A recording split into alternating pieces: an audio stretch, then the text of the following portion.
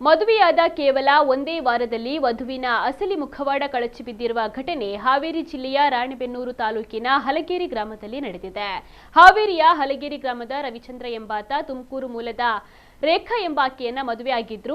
ರವಿಚಂದ್ರನಿಂದ ವಧು ದಕ್ಷಿಣೆಯಾಗಿ 2.5 ಲಕ್ಷ ರೂಪಾಯಿಯನ್ನ ಪಡೆದುಕೊಂಡಿದ್ಲು. ಮದುವೆಯಾದ ಬಳಿಕ ರೇಖಾ ಪದೇ ಪದೇ ಫೋನ್ನಲ್ಲಿ ಮಾತನಾಡ್ತಾ ಇದ್ಲು. ಒಂದು ದಿನ ರವಿಚಂದ್ರ ಪೋಷಕರು ರೇಖಾಗೆ ಬಂದ ಕಾಲ್ ಅನ್ನ ರಿಸೀವ್ ಮಾಡಿದಾಗ ಅಂಕಲ್ ಮಮ್ಮಿಗೆ ಫೋನ್ ಕೊಡಿ ಎಂದು ಹೇಳಿದ್ದಾರೆ. ಇದನ್ನ ಕೇಳಿ ಅನುಮಾನಗೊಂಡ ಪತಿ ಮತ್ತು ಮನೆಯವರು ಆಕೆಯನ್ನ ವಿಚಾರಿಸಿದಾಗ ಸತ್ಯ ಬಯಲಾಗಿದೆ. ವಿಷಯ ತಿಳಿಯುತ್ತಿದ್ದಂತೆ ರೇಖಾ ಅಲ್ಲಿಂದ ಪರಾರಿಯಾಗಲು ಯತ್ನಿಸಿದ್ದಾಳೆ.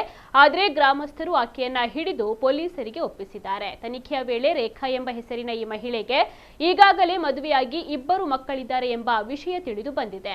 ಆಕೆ ತನ್ನ ಮೊದಲ ಪತಿ ಮತ್ತು ಮಕ್ಕಳ ವಿಚಾರವನ್ನ ಮುಚ್ಚಿಟ್ಟು ರವೀಂದ್ರ ಅವರನ್ನ ವಂಚಿಸಿ ಎರಡನೇ ಮದುವೆಯಾಗಿದ್ದಳು ಎನ್ನಲಾಗಿದೆ. ಸದ್ಯ ಈ ಬಗ್ಗೆ ಹಲಗೇರಿ ಪೊಲೀಸ್ ಠಾಣೆಯಲ್ಲಿ ಪ್ರಕರಣ ದಾಖಲಾಗಿದೆ.